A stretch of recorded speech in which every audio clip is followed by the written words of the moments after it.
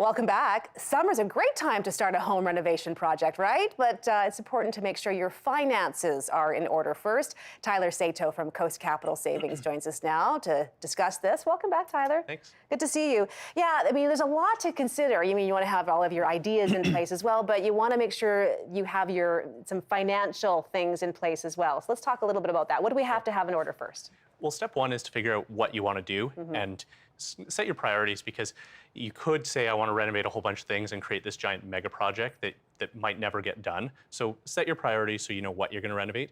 Step two, then go out and get some estimates for it. Make sure you have a bit of a buffer, 10, 15% in terms of how much you're going to spend, and then start to look for a contractor.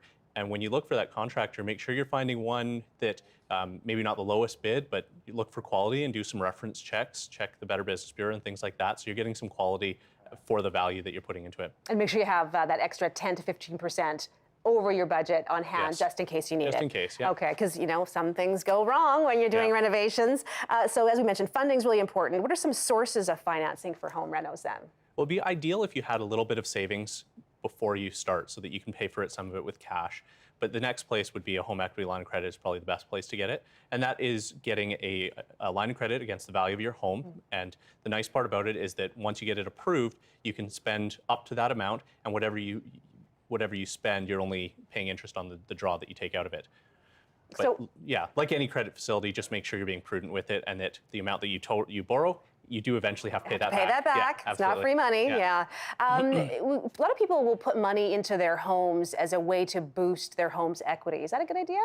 I don't think it should be your primary reason to do it. I think the primary reason should probably be to increase living space for your family or to create more usable space for yourself. Because as we've seen in Vancouver, having a really nice home or a really poor home doesn't necessarily drive your property value. It could be location, it could be what's going on in the neighborhood. We've seen teardowns go for millions of dollars here, right? So a nice new kitchen in that place might not help. Okay.